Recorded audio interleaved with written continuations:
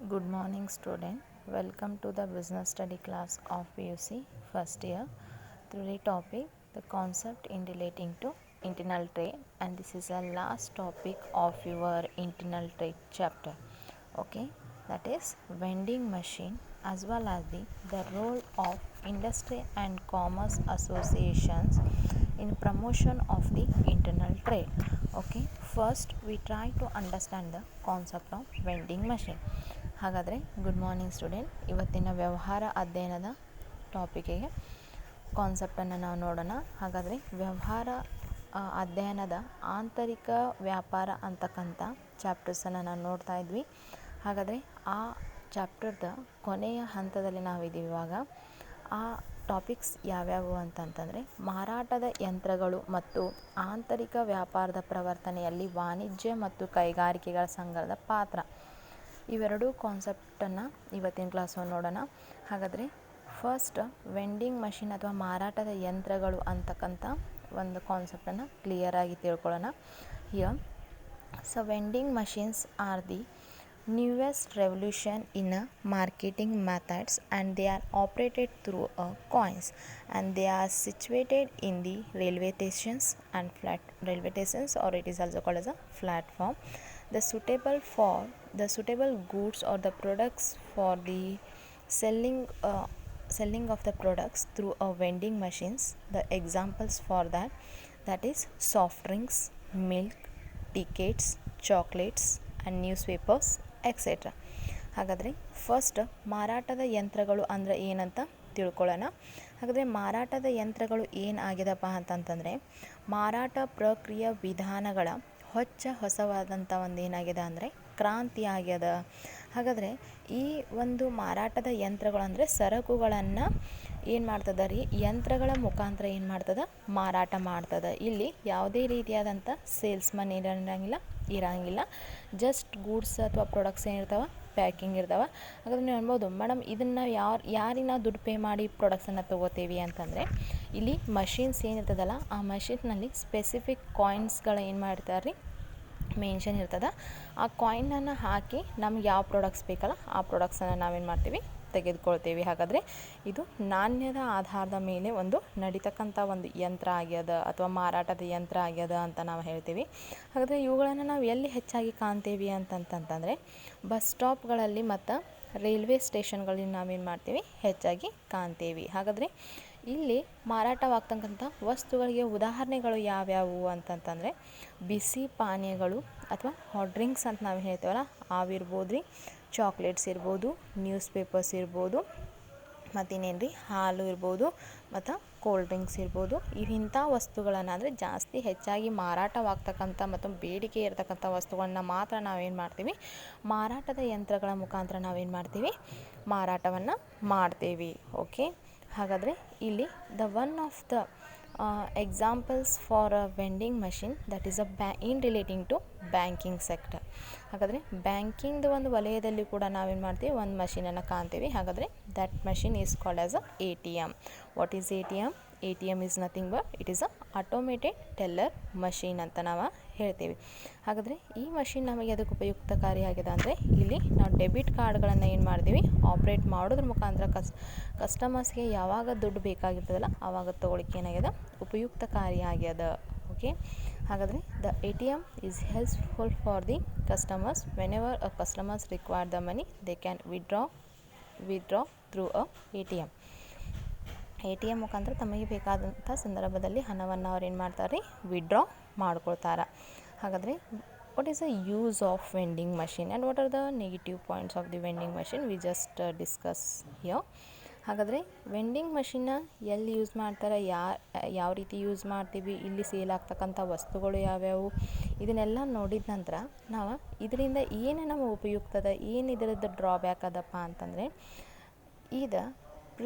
here the vending machine can be useful for selling of the pre-packed brands of low priced products and which have a high turnover, and those goods we can sell here, that is the uniform in size and weights.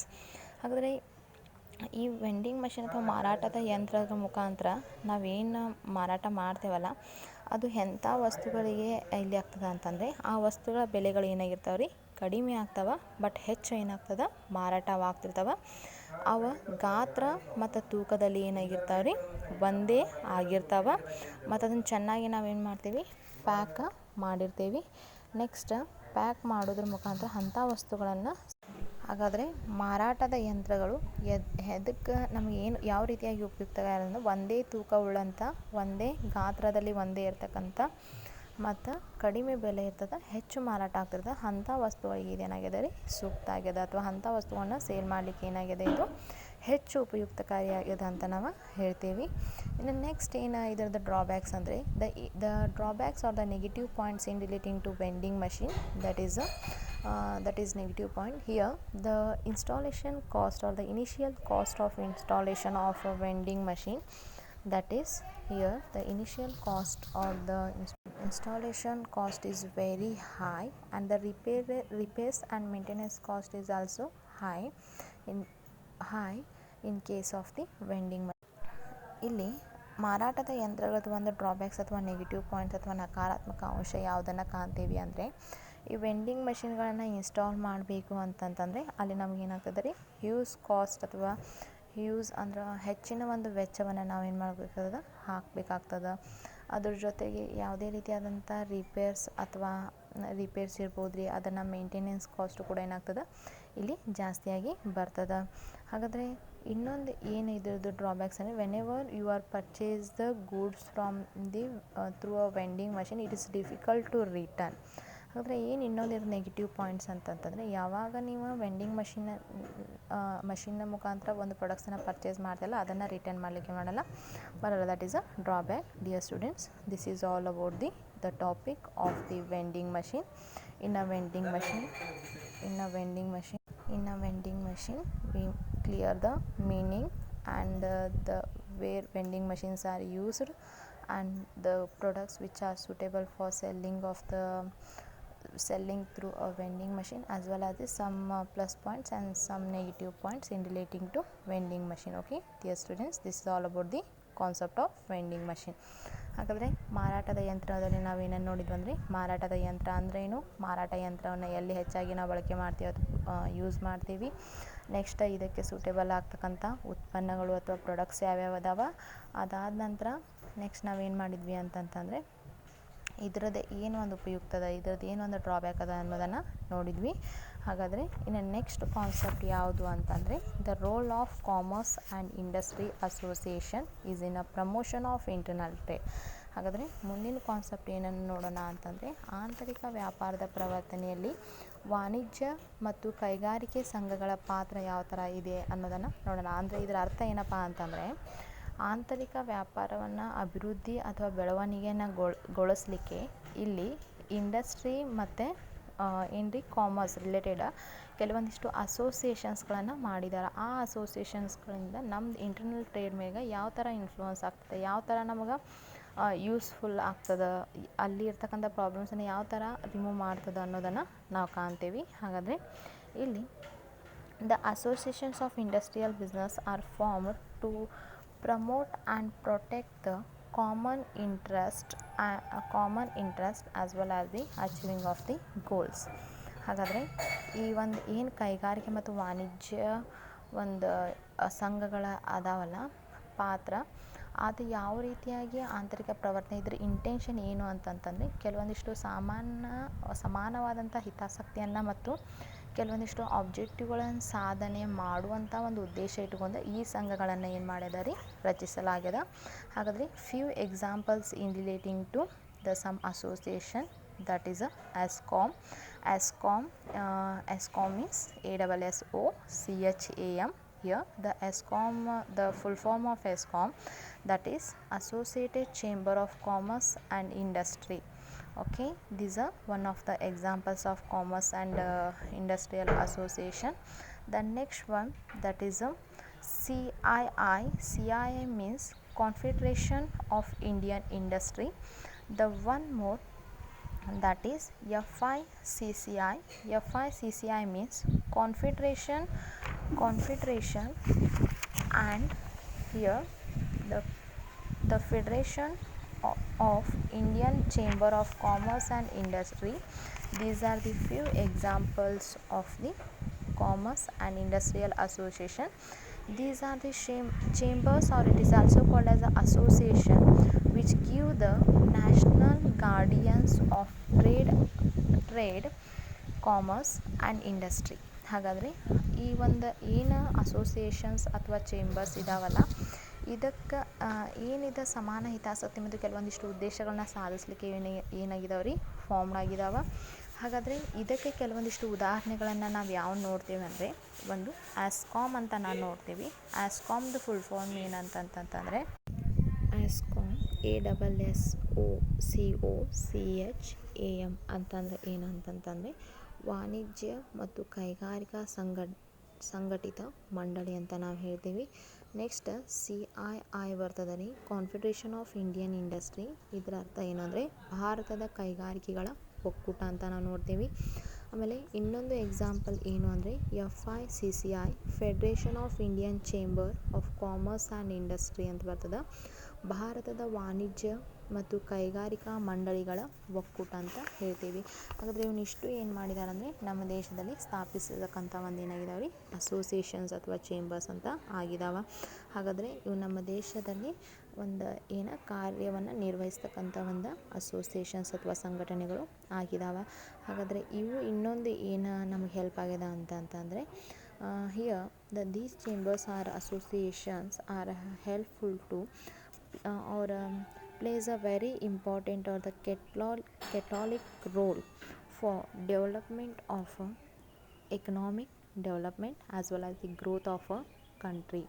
ಹಾಗಾದರೆ ಇವು ಏನು ಸಂಘಟನೆಗಳು ನಮ್ಮದು ಆಂತರಿಕ ವ್ಯಾಪಾರವನ್ನು ಬೆಳವಣಿಗೆಗೊಳಿಸಲಿಕ್ಕೆ ಮತ್ತು ಅಭಿವೃದ್ಧಿಗೊಳಿಸಲಿಕ್ಕೆ ಏನು ಮಾಡ್ತಾವೆ, ಪ್ರಮುಖವಾದಂಥ ಪಾತ್ರವನ್ನು ಏನು ಮಾಡ್ತಾವೆ ರೀ, ವಹಿಸ್ತಾವೆ. ಹಾಗಾದರೆ ಯಾವ ರೀತಿಯಾಗಿ ಅವು ತಮ್ಮ ರೋಲನ್ನು ಪ್ಲೇ ಮಾಡ್ತಾವೆ, ಯಾವ ರೀತಿಯಾಗಿ ನಮ್ಗೆ ಇಂಟರ್ನಲ್ ಟ್ರೇಡಿಗೆ ಪ್ರಮೋಟ್ ಮಾಡ್ತಾವೆ ಅಂತಂತಂದರೆ here these associations are connecting or interconnecting or communicating with the government and makes the some policies regarding that will help for the directly or indirectly helpful to the internal trade, and makes some policies in relating to the internal trade as well as the it remove or it avoid the some problems and it's solve the some problems arises in a internal trade.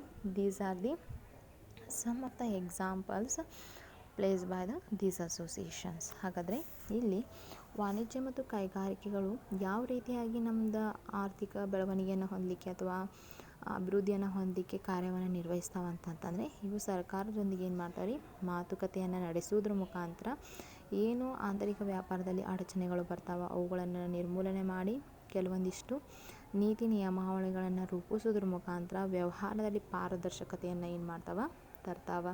ಅದ್ರ ಜೊತೆಗೆ ಇಲ್ಲಿ ಉತ್ತಮ ಮೂಲ ಸೌಕರ್ಯದ ಒಂದು ಏನು ಮಾಡ್ತಾವೆ ರೀ, ಅಭಿವೃದ್ಧಿಯನ್ನು ಮಾಡ್ತಾವೆ. ಟ್ಯಾಕ್ಸ್ಗಳ ಒಂದು ಸರಳೀಕರಣ ಇರ್ಬೋದು ರೀ, ಮತ್ತು ಏನು ನಾವು ಇಂಟರ್ನಲ್ ಟ್ರೇಡಿಗೆ ಯಾವ ರೀತಿಯಾಗಿ ಸಮನ್ವಯತೆ ಅಥವಾ ಸಾಮರಸ್ಯವನ್ನು ತರಬೇಕಾಗ್ಯದ, ಇದೆಲ್ಲದರ ಬಗ್ಗೆ ಏನು ಮಾಡ್ತಾವೆ ರೀ, ತಮ್ಮ ರೋಲನ್ನು ಪ್ಲೇ ಮಾಡ್ತಾವೆ. ಹಾಗಾದರೆ ಅವುಗಳನ್ನು ನಾವೇನು ಮಾಡೋಣ, ಒಂದು ಪಾಯಿಂಟ್ಸ್ಗಳ ಮುಖಾಂತರ ನಾವಿಲ್ಲಿ ಮಾಡ್ತೀವಿ, ಕಲಿತೇವೆ. ಹಾಗಾದರೆ the first point, that is the interstate movement of the goods.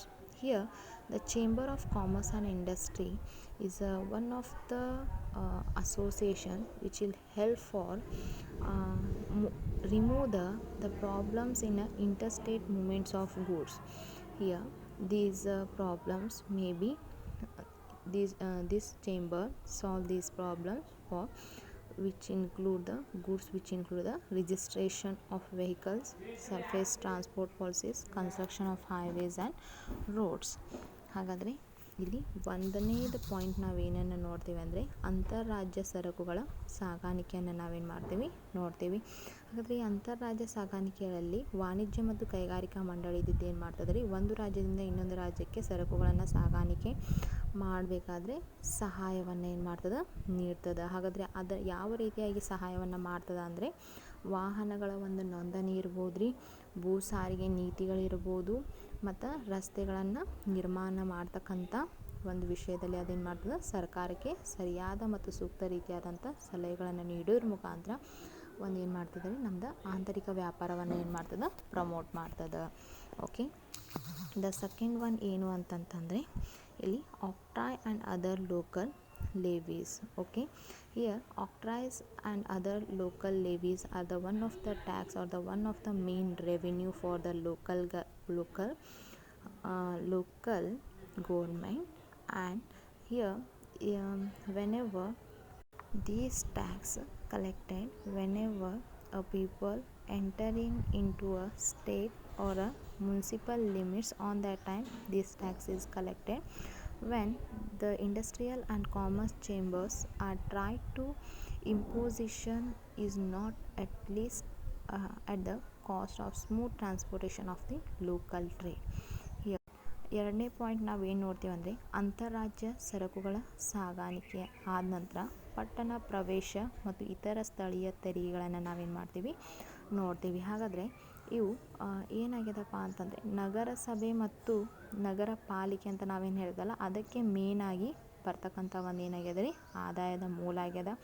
ಹಾಗಾದರೆ ಇಲ್ಲಿ ಯಾವುದೇ ಒಂದು ನಗರ ಪ್ರದೇಶದ ಒಂದು ಸರಹದ್ದು ಅಥವಾ ಒಂದು ಲಿಮಿಟ್ ಇರ್ಬೋದು ರೀ, ಅಥವಾ ಒಂದು ರಾಜ್ಯ ಇರ್ಬೋದು, ಯಾವಾಗ ಸರಕುಗಳ ಎಂಟ್ರ್ ಆಗ್ತಾವಲ್ಲ ಆ ಒಂದು ಸಂದರ್ಭದಲ್ಲಿ ಇದೇನು ಮಾಡ್ತದೆ, ಈ ಟ್ಯಾಕ್ಸನ್ನು ಕಲೆಕ್ಟ್ ಮಾಡ್ತದೆ. ಹಾಗಾದರೆ ಈ ಒಂದು ವಾಣಿಜ್ಯ ಮತ್ತು ಕೈಗಾರಿಕಾ ಮಂಡಿಗಳು ಏನು ಮಾಡಿದಾವೆ ಅಂತಂತಂದರೆ ಈ ಒಂದು ಸರಕುಗಳ ಸಾಗಾಣಿಕೆಯಲ್ಲಿ ಏನು ಮಾಡಿದಾವೆ, ಸುಗಮವಾಗಿ ಇರಲಿ ಅಂತ ಏನು ಮಾಡ್ತಾವೆ, ಕೆಲವೊಂದಿಷ್ಟು ಅಡಚಣೆಗಳನ್ನು ನಾವೇನು ಮಾಡ್ತಾವೆ ರೀ, ರಿಮೂವ್ ಮಾಡ್ತಾವೆ. ಹಾಗಾದರೆ ಇಲ್ಲಿ ಯಾವುದೇ ಟ್ಯಾಕ್ಸ್ಗಳ ಕಟ್ಟಿದರೂ ಕೂಡ that tax should be a fair rate as well as the smooth running are the smooth operation of the goods.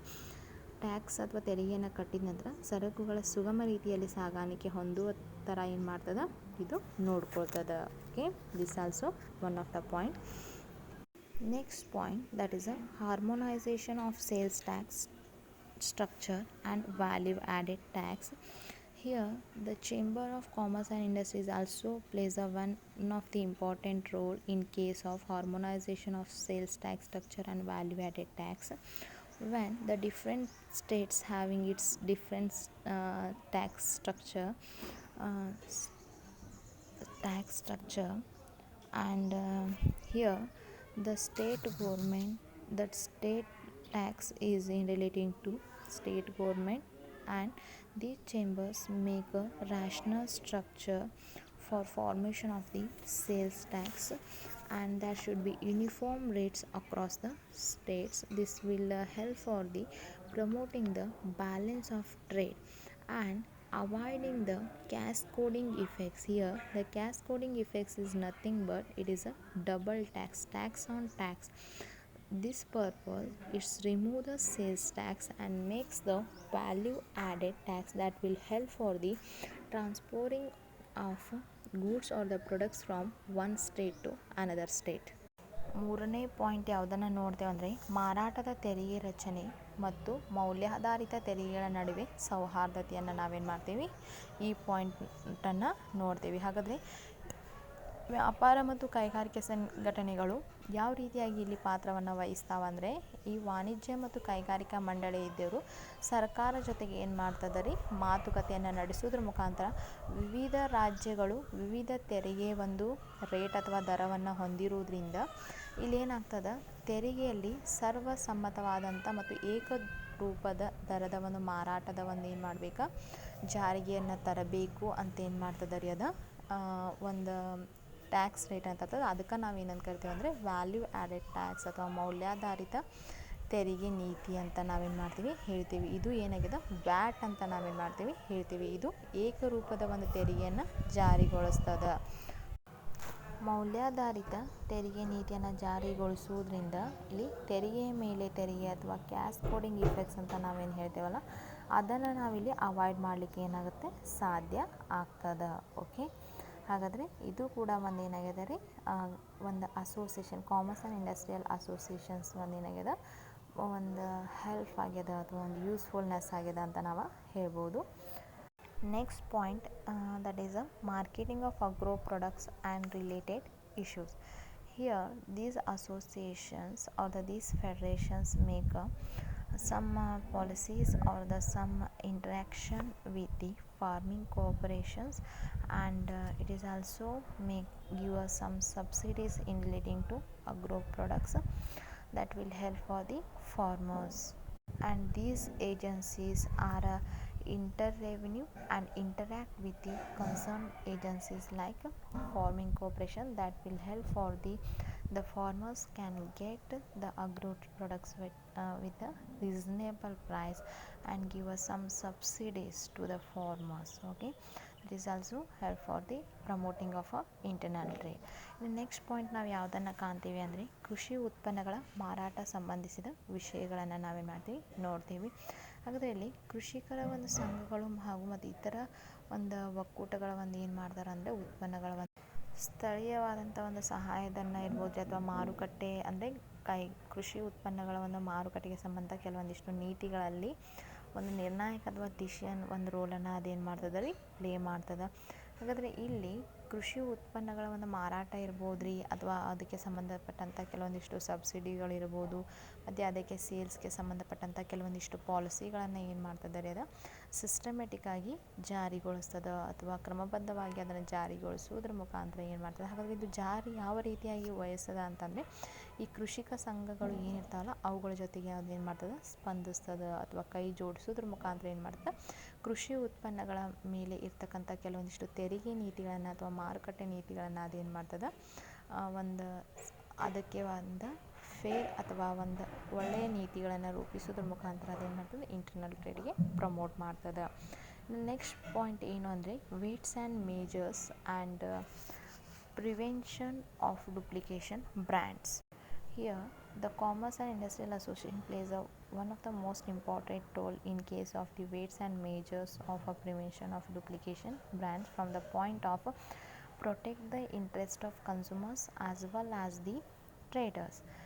Here, these associations are interact with the government for formulation of the laws and take the actions against to those who violates the rules and regulations. Okay, this is also one of the measures undertaken by these associations. ಹಾಗಾದರೆ next point ನಾವೇನು ನೋಡ್ತೀವಿ ಅಂತಂತಂದರೆ ತೂಕ ಮತ್ತು ಅಳತೆ ಬ್ರ್ಯಾಂಡುಗಳ ಒಂದು ನಕಲು ತಡೆಗಟ್ಟುವಿಕೆ ಅಂತ ನಾವೇನು ಮಾಡ್ತೀವಿ ಪಾಯಿಂಟನ್ನು ನೋಡ್ತೀವಿ. ಹಾಗಾದರೆ ಇಲ್ಲಿ ತೂಕ ಅಳತೆ ಮತ್ತು ಬ್ರ್ಯಾಂಡ್ಗಳ ಏನು ಮಾಡ್ತಾರೆ ಕೆಲವೊಂದಿಷ್ಟು ಜನರು ಅಥವಾ ಮಾರಾಟಗಾರರು ಏನು ಮಾಡ್ತಾರೆ ನಕಲು ಮಾಡ್ತಿರ್ತಾರೆ. ಹಾಗಾದರೆ ಇದಕ್ಕೆ ಸಂಬಂಧಪಟ್ಟಂಥ ಕೆಲವೊಂದಿಷ್ಟು ಕಾನೂನಿನ ನಿಯಮಾವಳಿಗಳನ್ನು ಅದೇನು ಮಾಡ್ತದೆ ಜಾರಿಗೊಳಿಸ್ತದೆ. ಯಾರು ಈ ರೀತಿಯಾಗಿ ತೂಕದಲ್ಲಿ ಒಂದು ವೇರಿಯೇಷನ್ಸ್ ಮಾಡೋದಿರ್ಬೋದು, ಅಲ್ಲಿ ಗಾತ್ರದಲ್ಲಿ ವೇರಿಯೇಷನ್ಸ್ ಮಾಡೋದಿರ್ಬೋದು ಅಥವಾ ಇನ್ನೊಬ್ಬರ ಒಂದು ಬ್ರ್ಯಾಂಡ್ಗಳನ್ನು ಡುಪ್ಲಿಕೇಶನ್ ಮಾಡೋದ್ರ ಅಂಥ ವ್ಯಕ್ತಿಗಳ ವಿರುದ್ಧ ನಾವೇನು ಮಾಡಬೇಕು ಕಾನೂನು ರೀತಿಯಾದಂಥ ಕ್ರಮವನ್ನು ತೆಗೆದುಕೊಳ್ಬೇಕು. ಹಾಗಾದರೆ ಈ ರೀತಿಯಾಗಿ ನಾವು ಮಾಡೋದ್ರಿಂದ ಇಲ್ಲಿ ಗ್ರಾಹಕರ ಒಂದು ಆಸಕ್ತಿಯನ್ನು ಮತ್ತು ಅವರ ರಕ್ಷಣೆಯನ್ನು ನಾವೇನು ಮಾಡಲಿಕ್ಕೆ ಆಗ್ತದೆ ಒಂದು ರಕ್ಷಣೆಯನ್ನು ಒದಗಿಸಲಿಕ್ಕೆ ಆಗ್ತದೆ. ಹಾಗಾದರೆ ಇದು ಗ್ರಾಹಕರ ರಕ್ಷಣೆ ಅಷ್ಟೇ ಅಲ್ಲದೆ ವ್ಯಾಪಾರದಾರರ ಅಥವಾ ವ್ಯಾಪಾರ ವ್ಯಕ್ತಿಗಳ ಕೂಡ ಒಂದು ಏನು ಮಾಡ್ತದೆ ರಕ್ಷಣೆಯನ್ನು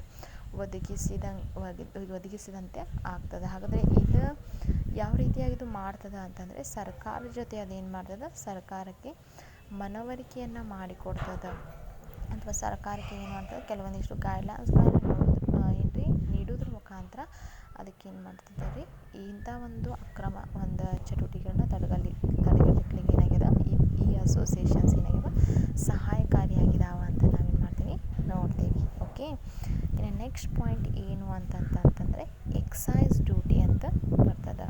The next point, that is excise duty. Excise duty is one of the main source or revenue to the government. Here, the central government levied this tax on the across the states or the different states. This excise duty is also influence on the pricing of that products. So that's why these associations are communicate or interaction with the government. They try to minimize they try to streamlining the excise duty that will help for promoting for the internal trade. Next point ನಾವೇನನ್ನು ನೋಡ್ತೀವಿ ಅಂತಂತಂದರೆ ಇಲ್ಲಿ ಅಬಕಾರಿ ತೆರಿಗೆಯನ್ನು ನಾವೇನು ಮಾಡ್ತೀವಿ ಕಾಣ್ತೀವಿ. ಹಾಗಾದರೆ ಅಬಕಾರಿ ತೆರಿಗೆ ಕೂಡ ಏನಾಗ್ಯದ ಸರ್ಕಾರಕ್ಕೆ ಮೇನ್ಲಿ ಆಗಿ ಬರ್ತಕ್ಕಂಥ ಒಂದು ಏನಾಗ್ಯದ ರೆವಿನ್ಯೂ ಆಗ್ಯದ ಅಥವಾ ಆದಾಯ ಆಗ್ಯದ. ಹಾಗಾದರೆ ಇಲ್ಲಿ ಕೇಂದ್ರ ಸರ್ಕಾರ ಇದ್ದಿದ್ದು ಏನು ಮಾಡ್ತೈತೆ ಡಿಫ್ರೆಂಟ್ ರಾಜ್ಯ ಸರ್ಕಾರಗಳ ಮೇಲೆ ಏನು ಮಾಡ್ತದೆ ಎಕ್ಸೈಸ್ ಡ್ಯೂಟಿಗಳನ್ನ ಏನ್ರಿ ಹಾಕೋದ್ರಿಂದ ಇದು ಬೆಲೆಯಲ್ಲಿ ಕೂಡ ಏನಾಗ್ತದೆ ಆ ವಸ್ತುವಿನ ಬೆಲೆಯಲ್ಲಿ ಹೆಚ್ಚಳ ಆಗಲಿಕ್ಕೆ ಏನಾಗ್ತದೆ ಕಾರಣ ಆಗ್ತದೆ. ಆದ್ದರಿಂದ ಇದನ್ನು ತಡೆಗಟ್ಟಲಿಕ್ಕೆ ಈ ಮಂಡಳಿಗಳು ಏನು ಮಾಡ್ತಾವೆ ಅಂದರೆ ಸಮರ್ಪಕವಾದಂಥ ನೀತಿಯನ್ನು ಜಾರಿಗೆ ತರಲು ಏನು ಮಾಡ್ತಾವೆ ಒತ್ತಾಯಿಸ್ತಾವೆ ಸರ್ಕಾರಕ್ಕೆ ಅಥವಾ ಸಮಾನ ರೀತಿಯಾದಂಥ. The next point, that is promoting the sound infrastructure. The infrastructure is also plays a very important role in development or growth of the internal trade. Means the road, port, electricity, etc. These are the needed for development of the internal trade. That's why this association means the Commerce and Industrial Association are discussed with the government for investment of this project that will help for the promoting of internal trade. Next point ನಾವೇನನ್ನು ನೋಡ್ತೀವಿ ಅಂತಂತಂದರೆ ಉತ್ತಮ ಮೂಲಭೂತ ಸೌಕರ್ಯಗಳನ್ನು ಪ್ರವರ್ತಿಸೋದು. ಮೂಲಭೂತ ಸೌಕರ್ಯಗಳು ಇಲ್ಲದೆ ಆಂತರಿಕ ವ್ಯಾಪಾರ ಏನಾಗಲಿಕ್ಕೆ ಸಾಧ್ಯ ಇಲ್ಲ, ಅಭಿವೃದ್ಧಿ ಹೊಂದಲಿಕ್ಕೆ ಸಾಧ್ಯ ಇಲ್ಲದೆ ಇರುವುದರಿಂದ ಅದಕ್ಕೆ ಮೂಲಭೂತ ಸೌಕರ್ಯಗಳು ಆಗಿರ್ತಕ್ಕಂಥ ರಸ್ತೆಗಳಿರ್ಬೋದು, ಈ ಬಂದರು ಇರ್ಬೋದು, ವಿದ್ಯುತ್ ಶಕ್ತಿ ಇರ್ಬೋದು, ರೈಲು ಇರ್ಬೋದು ಇತ್ಯಾದಿಗಳು ಏನಾಗಿದ್ದಾವೆ ಅವಶ್ಯಕತೆ ಆಗಿದ್ದಾವೆ ಆಂತರಿಕ ವ್ಯಾಪಾರ ಅಭಿವೃದ್ಧಿ ಹೊಂದಲಿಕ್ಕೆ. ಆದ್ದರಿಂದ ಈ ವಾಣಿಜ್ಯ ಮಂಡಳಿಗಳು ಅಥವಾ ಕೈಗಾರಿಕಾ ಮಂಡಳಿಗಳು ಸರ್ಕಾರ ಜೊತೆಗೆ ಏನು ಮಾಡ್ತಾವೆ ಮಾತುಕತೆಯನ್ನು ನಡೆಸೋದ್ರ ಮುಖಾಂತರ ಸರ್ಕಾರಕ್ಕೆ ಇಂಥ ಒಂದು ಪ್ರಾಜೆಕ್ಟ್ ಅಥವಾ ಯೋಜನೆಗಳಲ್ಲಿ ಹಣವನ್ನು ಹೂಡಿಕೆ ಮಾಡುವಂತೆ ಅವೇನು ಮಾಡ್ತಾರೆ ಒತ್ತಾಯಿಸ್ತಾವೆ ಅಥವಾ ಮನವರಿಕೆಯನ್ನು ಮಾಡಿಕೊಡ್ತಾವೆ. ಇನ್ನು ಲಾಸ್ಟ್ ಪಾಯಿಂಟ್ ನಾವೇನನ್ನು ನೋಡ್ತೀವಿ ಅಂದರೆ ಲೇಬರ್ ಲೆಜಿಸ್ಲೇಷನ್ ಅಂತ ನೋಡ್ತೀವಿ. Labour legislation is also needed for the development of internal trade. These legislations or these policies are flexible because these are needed for maximization of production and the maximization of production in an industry that will help for the automatically creating of employment opportunities. So these chambers are constantly interacting with the governments like the issues in relating to labor laws and retrenchment, etc. Okay, this also one of the improvement undertaken by the Commerce and Industrial Associations, or it is also called as a chambers. Next point ಯಾವುದಂದರೆ ಕಾರ್ಮಿಕ ಶಾಸನಗಳು ಅಂತ ನಾವೇನು ಮಾಡ್ತೀವಿ ನೋಡ್ತೀವಿ. ಹಾಗಾದರೆ ಕೈಗಾರಿಕೆ ಮತ್ತು ವಾಣಿಜ್ಯ ಸಂಘಟನೆಗಳಿದ್ದು ಕಾರ್ಮಿಕ ಶಾಸನಗಳಲ್ಲಿ ಕೂಡ ಏನು ಮಾಡ್ತದೆ ಹಲವಾರು ರೀತಿಯಾದಂಥ ಬದಲಾವಣೆಗಳನ್ನು ತರಲಿಕ್ಕೆ ಏನು ಮಾಡ್ತದೆ ಪ್ರಯತ್ನದ. ಯಾಕಂತಂದರೆ ಇಲ್ಲಿ ಕಾರ್ಮಿಕ ಸಂಬಂಧಪಟ್ಟಂತೆ ಕಾರ್ಮಿಕರು ಏನಾಗಿದೆ ಅಂತಂದರೆ ಕೈಗಾರಿಕಾ ಉತ್ಪಾದನೆಯನ್ನು ಹೆಚ್ಚಿಸಲಿಕ್ಕೆ ಪ್ರಮುಖವಾದಂಥ ಒಂದು ಕಾರಣ ಅಥವಾ ಪ್ರಮುಖವಾದಂಥ ಪಾತ್ರವನ್ನು ವಹಿಸೋದ್ರಿಂದ ಅದ್ರ ಜೊತೆಗೆ ಈ ಒಂದು ಕೆಲವೊಂದಿಷ್ಟು ನೀತಿಗಳಲ್ಲಿ ಬದಲಾವಣೆಗಳು ಉತ್ಪಾದನೆ ಹೆಚ್ಚಿಸಲಿಕ್ಕೆ ಅವರು ಪ್ರಮುಖವಾದಂಥ ಕಾರಣ ಆಗಿರೋದ್ರಿಂದ ಅಲ್ಲಿ ಏನಾಗ್ತದೆ ರೀ ಹೊಂದಾಣಿಕೆಯಾದಂಥ ಒಂದು ಕಾರ್ಮಿಕ ಕಾನೂನುಗಳನ್ನು ನಾವೇನು ಮಾಡಬೇಕಾಗ್ತದೆ ಜಾರಿಗೆ ತರಬೇಕಾಗ್ತದೆ. ಹಾಗಾದರೆ ಉತ್ಪಾದನೆ ಹೆಚ್ಚು ಆಗೋದಿರಲಿ.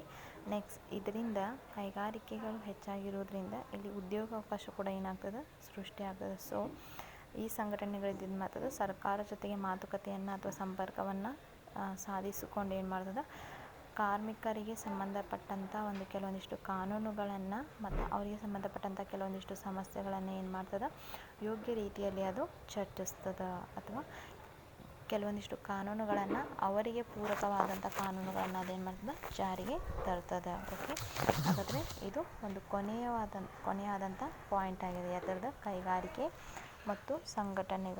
ಕೈಗಾರಿಕೆ ಮತ್ತು ವಾಣಿಜ್ಯ ಸಂಘಟನೆಗಳ ಆಂತರಿಕ ವ್ಯಾಪಾರದ ಪ್ರವರ್ತನೆಯಲ್ಲಿ ಯಾವ ರೀತಿಯಾಗಿ ಪಾತ್ರವನ್ನು ವಹಿಸ್ತಾವು ಅನ್ನೋದಕ್ಕೆ ಸಂಬಂಧಪಟ್ಟಂತೆ.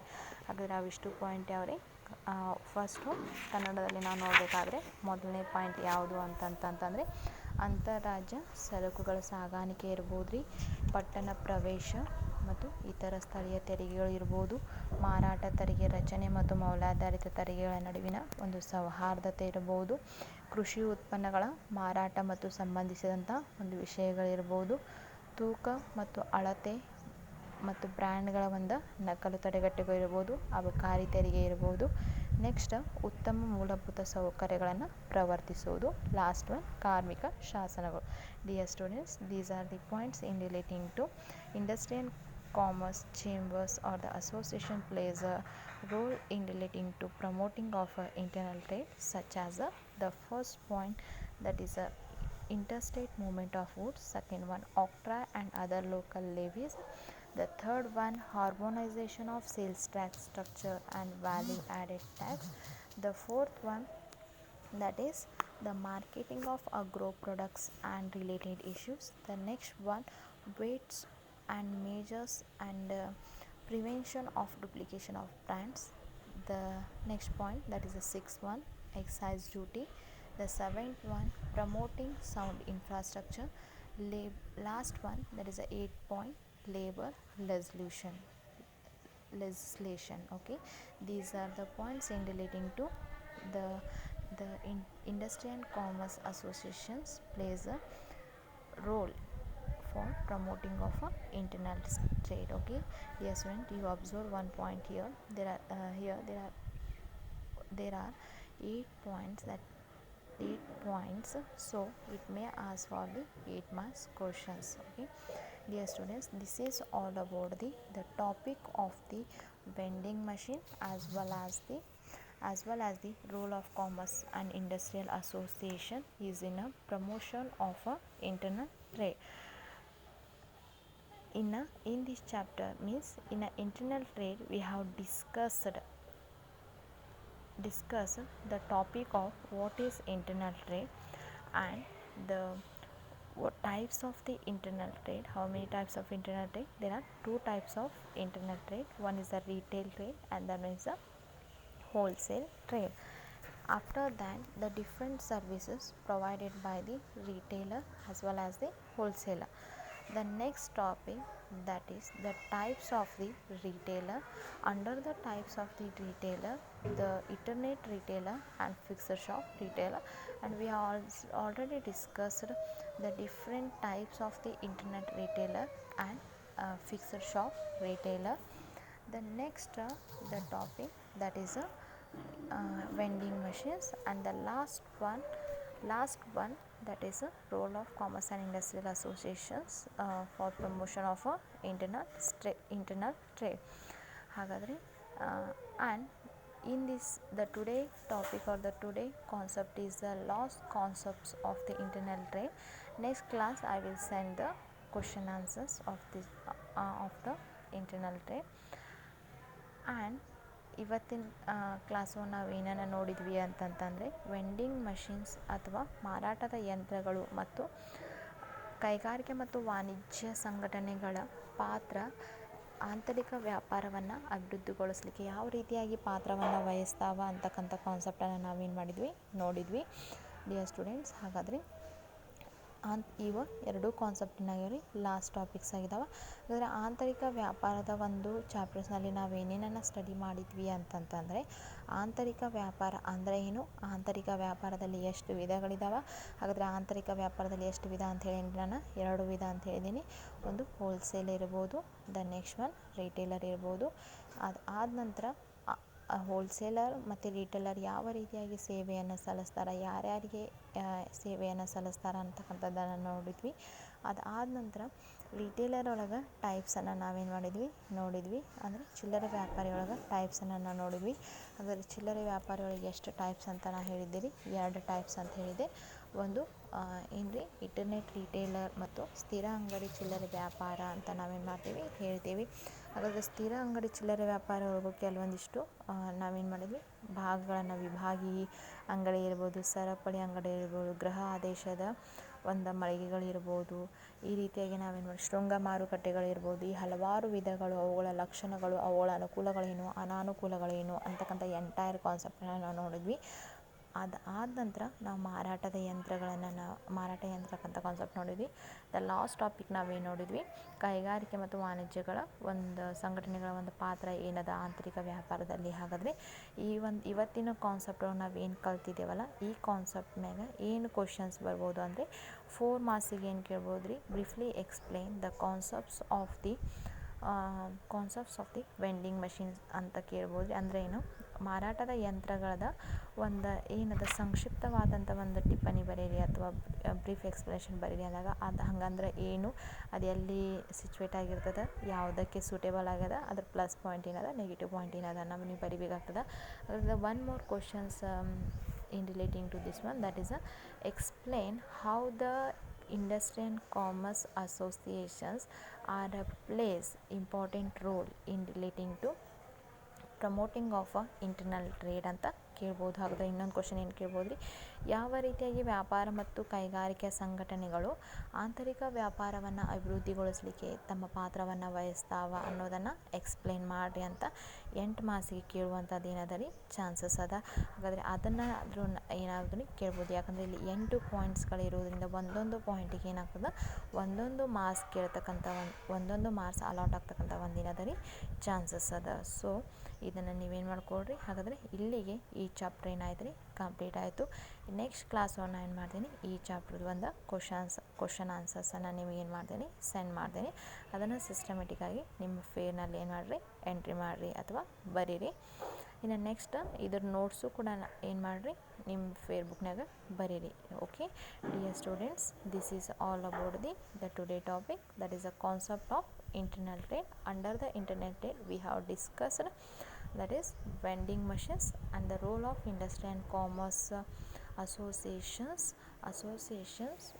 ಇನ್ promoting of the internal trade. ಹಾಗಾದರೆ ಇವತ್ತಿನ ಕ್ಲಾಸಲ್ಲಿ ನಾವೇನೇನು ನೋಡಿದ್ವಿ ಅಂತಂದರೆ, ಆಂತರಿಕ ವ್ಯಾಪಾರದ ಕೊನೆಯ ಕಾನ್ಸೆಪ್ಟ್ ಆಗಿರ್ತಕ್ಕಂಥ ಮಾರಾಟದ ಯಂತ್ರಗಳು ಮತ್ತು ವಾಣಿಜ್ಯ ಕೈಗಾರಿಕೆಗಳ ಒಂದು ಅಸೋಸಿಯೇಷನ್ ಅಥವಾ ಸಂಘಟನೆಗಳು ಆಂತರಿಕ ವ್ಯಾಪಾರದ ಬೆಳವಣಿಗೆ ಹೊಂದಲಿಕ್ಕೆ ಯಾವ ರೀತಿಯಾಗಿ ಪಾತ್ರವನ್ನು ವಹಿಸ್ತಾವ ಅನ್ನೋದ್ರ ಬಗ್ಗೆ ನಾವೇನು ಮಾಡಿದ್ವಿ, ಕ್ಲಿಯರ್ ಪಿಕ್ಚರನ್ನು ನಾವೇನು ಮಾಡಿದ್ವಿ, ತಿಳ್ಕೊಂಡ್ವಿ.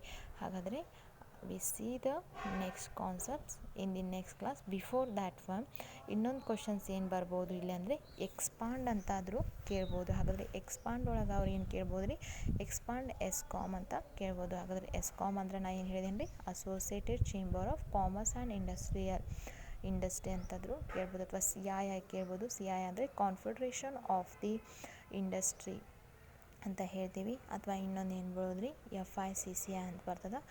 FICCI ಅಂದರೆ federation of Indian chambers of commerce and industry ಅಂತಾದ್ರೂ ಕೇಳ್ಬೋದು. Okay dear students, this is all about the today topic. I hope you have a clear idea or clear picture about the today concepts. So thank you.